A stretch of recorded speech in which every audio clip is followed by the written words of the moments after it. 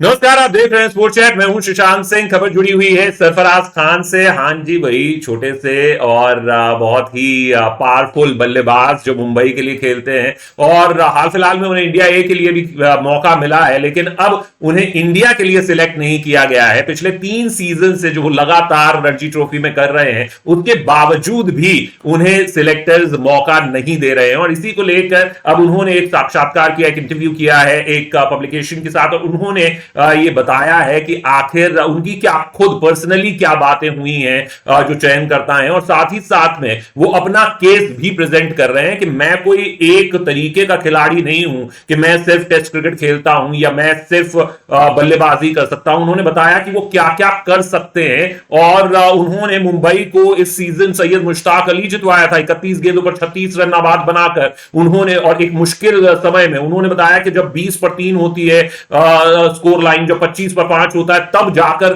उन्होंने ये स्कोर्स बनाए हैं, तिहरे शतक बनाए हैं, दोहरे शतक बनाए हैं। तो आखिर उन्हें क्यों नहीं सिलेक्ट किया जा रहा है, ये सब उन्होंने एक साक्षात्कार में बताया। लेकिन मेरे दोस्त, सबसे पहले तो आप उनके रिकॉर्ड जान लीजिए। जो पिछले 3 सीजन में उन्होंने किया है वो आप देख लीजिए और उनका ओवरऑल रिकॉर्ड क्या है फर्स्ट क्लास का, ये आप यहां पर देख रहे हैं। पिछले 3 सीजन में देखें तो 154-55 की औसत से उन्होंने रन बनाए हैं, फिर 123 की औसत से दूसरे सीजन में, और इस सीजन वो 89 की औसत से रन बना रहे हैं, 89 की। यानी ब्रैडमैन भी, अगर जब हम तुलना करते हैं शुरुआती 36 फर्स्ट क्लास मैचेस की, तो वो इनसे पीछे थे सरफराज खान से। अब वो यही बात कह रहे हैं कि अब मैं करूं तो क्या करूं, ये सरफराज खान का कहना है।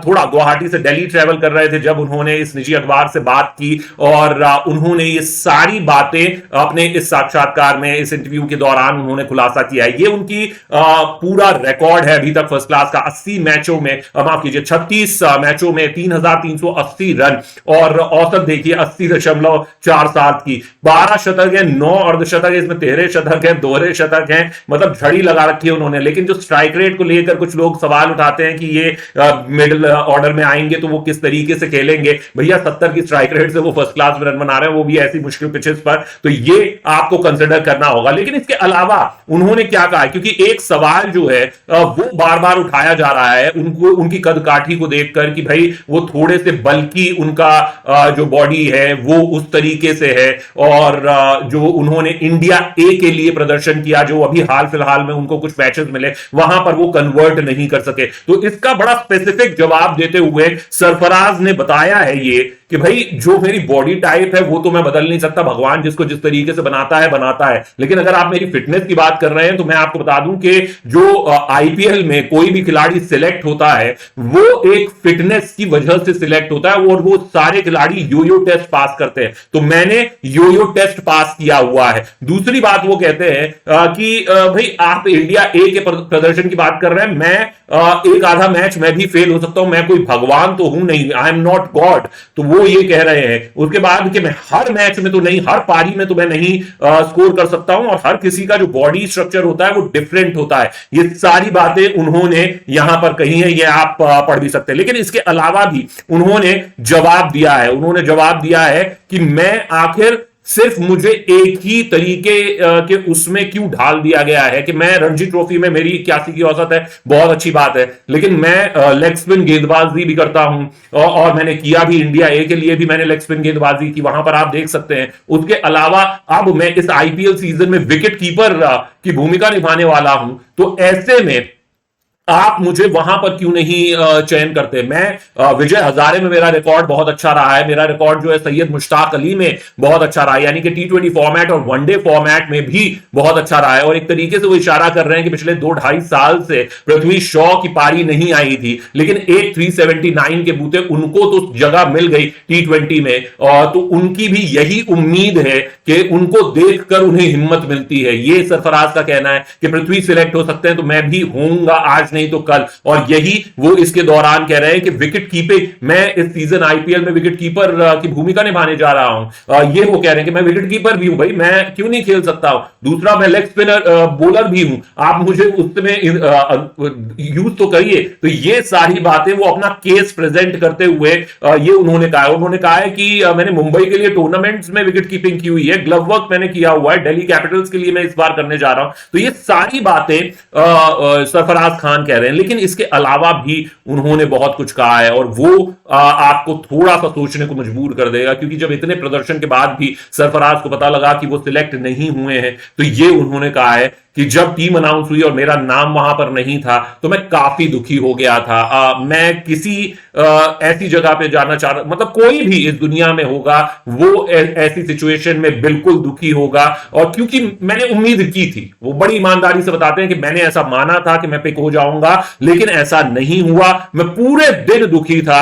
जब हम गुवाहाटी से दिल्ली ट्रैवल कर रहे थे तो मैंने यही सोचा कि आखिर ये हुआ क्यों, ये क्यों हो रहा है, ये वो बता रहे हैं। और उन्होंने कहा कि मैं काफी अकेला महसूस कर रहा था और मैं इस दौरान रोता रहा। ये उन्होंने अपनी बात कही है इस साक्षात्कार में, इस इंटरव्यू के दौरान। और ये मुझे लगता है कि काफी दिल को छूने वाली बात है। इसके आगे वो कहते हैं कि मैंने दिल्ली में अपने पिताजी को फोन किया, उनसे बात की और फिर वो आए, उन्होंने मेरे साथ प्रैक्टिस की और उसके बाद मैं थोड़ा सा बेहतर महसूस करने लग गया। उनसे बात करने के बाद ऐसा लगा मुझे कि भाई जो चीज मेरे हाथ में है, यानी कि अगर मैं रणजी खेल रहा हूं तो रणजी में प्रदर्शन मेरे हाथ में है, अगर मैं इंडिया ए खेल रहा हूं इंडिया ए का प्रदर्शन मेरे हाथ में, मेरे हाथ में इंडिया सीनियर टीम के लिए सिलेक्ट होना वो मेरे दायरे के बाहर की चीज है और उसको मैं कंट्रोल नहीं कर सकता हूं। तो इसके बाद जब उनकी पिताजी से बात होती है, वो एक्सरसाइज माफ कीजिए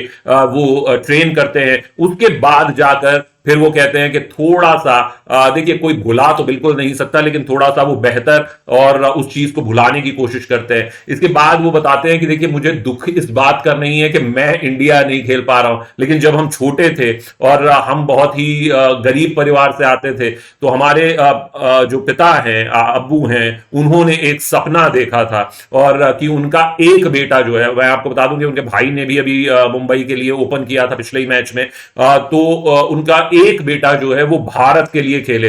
तो कह रहे हैं कि मैं इतने जबरदस्त प्रदर्शन दिए, मैं अभी भी वो क्रैक नहीं कर पा रहा हूं, मैं अभी भी उनके सपने को जी नहीं पा रहा हूं। हां, जहां तक मेरी बात है, भगवान ने मुझे बहुत कुछ दिया है तो इसलिए मुझे उनसे और ज्यादा की मांग नहीं है, लेकिन मैं अपने अब्बू के लिए वो सपना जो है वो पूरा करता हुआ देखना चाहता हूं। इसके आगे भी वो बताते हैं कि रणजी ट्रॉफी फाइनल जब था बेंगलोर में, ये बात उन्होंने बताई कि कैसे, और जब उन्होंने शतक लगाया तो ये वो बता रहे हैं कि कैसे वो चेतन शर्मा से, क्या सिलेक्टर्स से उनकी मुलाकात हुई, वो इस बारे में बात हुई। तो उन्होंने वही बताया कि जब रणजी ट्रॉफी फाइनल के दौरान उन्होंने बेंगलोर में शतक लगाया तो वो सिलेक्टर्स से मिले थे और उन्होंने उनको कहा था कि बांग्लादेश के लिए आप तैयार रहिए, बांग्लादेश में आपको मौका मिलने जा रहा है। ये चेतन शर्मा जो कि चीफ सिलेक्टर है उन्होंने कहा था। लेकिन जैसे जब वो मुंबई के लिए चेक इन कर रहे थे,